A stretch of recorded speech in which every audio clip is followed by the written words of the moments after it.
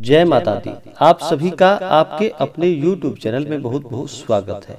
आइए आज जानते हैं चैत्र नवरात्रि वर्ष 2022 में कलश स्थापन के लिए यानी कि घट स्थापन के लिए शुभ मुहूर्त क्या होगा।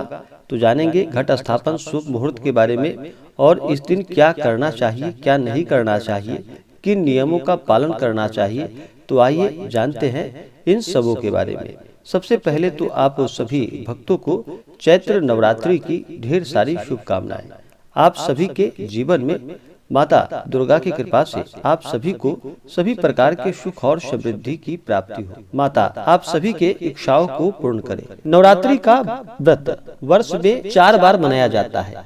2 गुप्त नवरात्रि के रूप में और 2 प्राकट्य नवरात्रि के रूप में। एक जो कि चैत्र माह शुक्ल पक्ष, दूसरा आषाढ़ माह शुक्ल पक्ष और तीसरा आश्विन माह शुक्ल पक्ष और चौथा माघ माह शुक्ल पक्ष प्रतिपदा से लेकर के नौमी तिथि तक। इन दिनों 9 दिनों तक माता का पूजन किया जाता है। माता शक्ति के रूप में सभी जगह स्थित है। दुर्गा सप्तशती में मंत्र बताया गया है कि या देवी सर्वभूतेषु चैत्य नित्य विधीयते नमस्तस्यै नमस्तस्यै नमस्तस्यै नमो नमः। माता सभी जीव जंतुओं में चेतना रूप में ही निवास करती है। इसलिए माता की 9 दिनों तक सच्ची श्रद्धा के साथ जो भी भक्त इनकी आराधना करते हैं, पूजन करते हैं, व्रत रखते हैं, माता उनकी सभी इच्छाओं को पूर्ण करती है। इस बार चैत्र नवरात्रि का व्रत जो कि 2 अप्रैल 2022 दिन शनिवार घट स्थापन किया जाएगा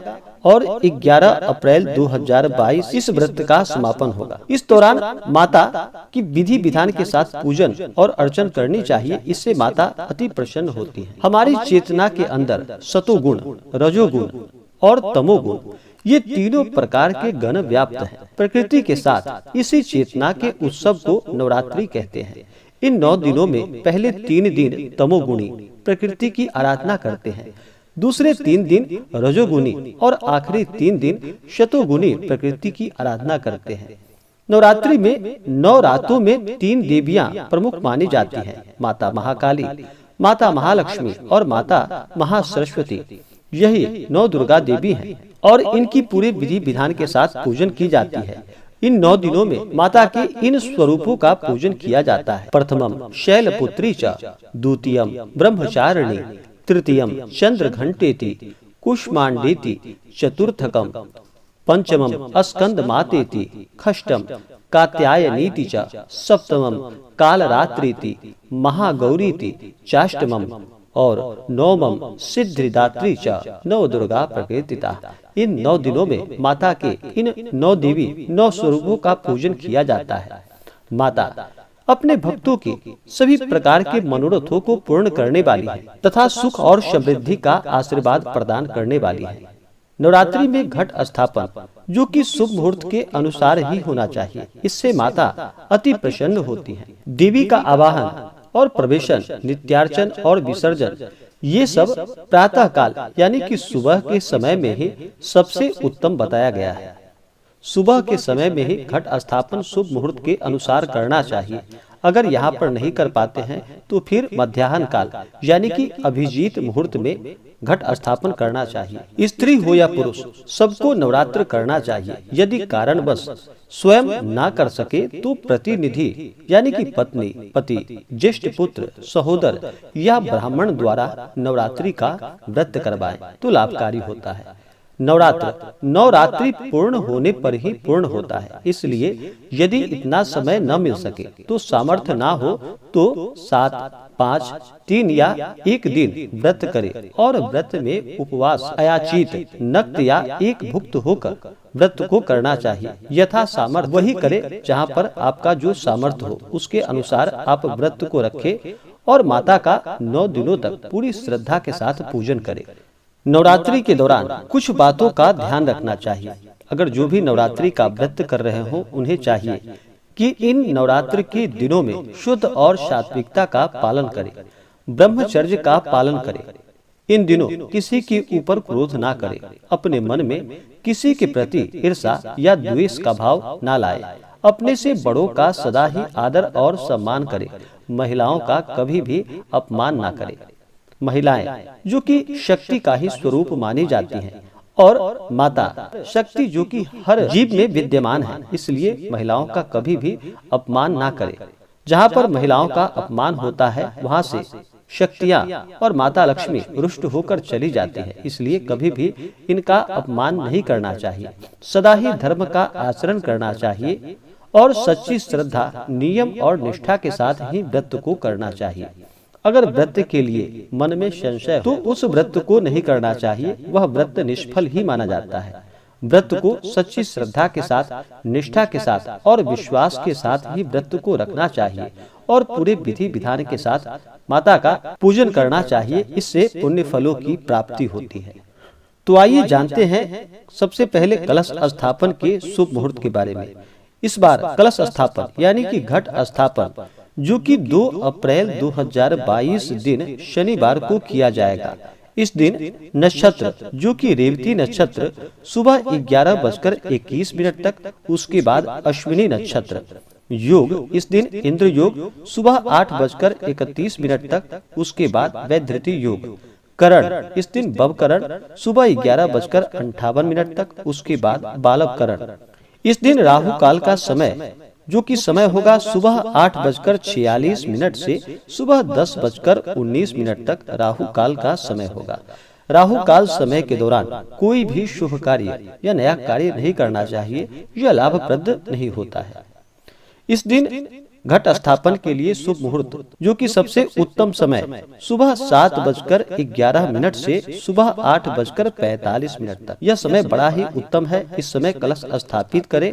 अगर इस समय ना कर पाए तो फिर अभिजीत मुहूर्त में कलश को स्थापित करें। अभिजीत मुहूर्त का समय जो कि सुबह 11:40 से दोपहर 12:17 तक अभिजीत मुहूर्त का समय है। इस दौरान घट स्थापित करें। अगर इस समय भी ना कर पाए तो शुभ चौघड़िया मुहूर्त के अनुसार जो कि समय चर लाभ और अमृत नामक शुभ चौघड़िया मुहूर्त जो कि सुबह 11:51 से शाम 4:31 तक घट को स्थापित करे यानी कि कलश स्थापन करे। उसके बाद फिर लाभ नामक शुभ चौघड़िया मुहूर्त जो कि शाम 6:04 से शाम 7:31 तक। इन समय में आप घट स्थापित करें। सबसे अच्छा, सबसे उत्तम समय जो कि सुबह का समय में घट स्थापित करें, यह बड़ा ही लाभकारी होता है। जो भी नवरात्रि का व्रत करते हैं उन्हें चाहिए कि नवरात्रि के दौरान शुद्ध और सात्विकता का पालन करना चाहिए। इस दिन घट स्थापन के लिए सुबह ब्रह्म मुहूर्त में उठ करके नित्य क्रियाओं से निवृत्त होकर के गंगा नदी में स्नान करना चाहिए और माता के पूजन के लिए गंगा जल लाना चाहिए। अगर गंगा नदी में स्नान ना कर पाए तो घर के नहाने के पानी में थोड़ा सा गंगा जल मिला करके स्नान करना चाहिए। फिर शुद्ध वस्त्र धारण करने के बाद भगवान सूर्य देव को अर्घ्य देना चाहिए। प्रत्येक व्यक्ति को भगवान सूर्य देव को अवश्य ही अर्घ्य प्रदान करना चाहिए। भगवान सूर्य देव जो कि पृथ्वी पे साक्षात देवता रूप में माने जाते हैं। इनसे सभी जीव जंतु, वनस्पति आदि भगवान सूर्य देव से ऊर्जा प्राप्त करते हैं और भगवान सूर्य देव आरोग्य के देवता माने जाते हैं। तो भगवान सूर्य देव को अर्घ्य प्रदान करे। उसके बाद समय के अनुसार घट स्थापित करे यानी कि कलश स्थापित करे। इस दिन पूजन के लिए एक आसन लगाए। उस आसन पे विराजमान होकर के वहीं पे सभी प्रकार के पूजन सामग्री जो भी हो वहां पर रख करके गंगा जल रखे और माता का पूजन के लिए एक चौकी लगाए। चौकी पे लाल वस्त्र बिछा करके वहां पर माता की फोटो या प्रतिमा रख करके उनका पूरे विधि विधान के साथ पंचोपचार या कोटोपचार पूजन विधि के द्वारा उनका पूजन करे। किसी भी प्रकार के व्रत में या पूजन में सबसे पहले भगवान गणेश का पूजन किया जाता है। भगवान गणेश जो कि भगवान भोलेनाथ माता पार्वती के पुत्र भगवान गणेश को प्रथम पूजनीय का स्थान प्राप्त है। किसी भी शुभ कार्य या मांगलिक कार्यों में सबसे पहले भगवान गणेश का अवश्य ही स्मरण करना चाहिए और उनसे प्रार्थना करनी चाहिए कि हे भगवान गणेश, हे विघ्न विनाशक, यह व्रत मेरा सफलता पूर्वक पूर्ण हो या यह कार्य मेरा सफलता पूर्वक पूर्ण हो। भगवान गणेश से प्रार्थना करनी चाहिए। तो सबसे पहले भगवान गणेश का पूजन कर ले। उसके बाद फिर कलश देवता का पूजन करे। कलश में तीर्थों का आवाहन करे, वरुण आदि देवताओं का आवाहन करे।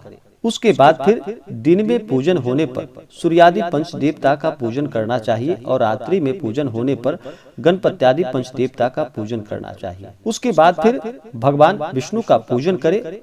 उसके बाद भगवान शिव माता पार्वती का पूजन करे। बिना शिव और शक्ति के पूजन नहीं करना चाहिए, तो भगवान शिव माता पार्वती का भी पूजन करे। नवरात्रि के दौरान माता दुर्गा का पूजन किया जाता है, तो इन दिनों चतुर्खष्टी योगिनी, खोड़स मातृका, सप्तघृत मातृका आदि का पूजन भी करना चाहिए। उसके बाद फिर माता दुर्गा का पूरे विधि विधान के साथ पंचोपचार या खोड़सोपचार पूजन विधि के द्वारा माता का पूजन करे। इस दौरान माता दुर्गा का जल से अभिषेक करे, माता दुर्गा का पंचामृत से अभिषेक करे। उसके बाद शुद्ध गंगा जल माता को अर्पित करे, माता को चढ़ाएं। उसके बाद माता को लाल वस्त्र अर्पित करे। उसके बाद अक्षत, चंदन, पुष्पों की माला माता को अर्पित करे। महिलाएं माता को सिंदूर अर्पित करे और पुरुष माता को रोली, चंदन अर्पित करे। उसके बाद धूप और दीप दिखाएं। अनेक प्रकार का नैवेद्य अपने श्रद्धा और सामर्थ्य के अनुसार ऋतुफल आदि दूध से बने हुए मिठाई माता को अर्पित करे। जहाँ तक हो सके जितने भी प्रकार के नैवेद्य हो माता को अपने श्रद्धा और सामर्थ्य के अनुसार अर्पित करे। उसके बाद नैवेद्य के बाद जल चढ़ाए आचमनी के लिए, फिर द्रव्य और दक्षिणा चढ़ाए। पुंगी फल तांबूल अर्पित करे, साथ में लौंग इलायची डालकर माता को अर्पित करे। पुंगी फल यानी कि सुपारी को पुंगी फल कहा जाता है और तांबूल यानी कि पान पत्र साथ में लौंग इलायची डालकर माता को अर्पित करे। उसके बाद फिर दुर्गा सप्तशती का पाठ करे, नवरात्रि व्रत का कथा श्रवण करे। उसके बाद फिर माता की आरती करे। उसके बाद फिर पुष्पांजलि करे। इस प्रकार से माता नौ दुर्गा के 9 स्वरूपों का 9 दिनों तक पूरे विधि विधान के साथ पूजन करे। इससे अनंत गुना पुण्य फलों की प्राप्ति होती है और माता प्रसन्न हो करके मनोवांछित को प्रदान करती है। तो आशा करता हूँ कि जानकारी आपको अच्छा लगा हो। ऐसे ही जानकारियाँ प्राप्त करते रहने के लिए हमारे इस चैनल को लाल बटन दबा करके सब्सक्राइब करें, साथ में बेल आइकन घंटी को दबाएं ताकि मेरे वीडियो का नोटिफिकेशन आपको समय समय से मिलता रहे। वीडियो को लाइक करें, शेयर करें। जय माता दी। धन्यवाद।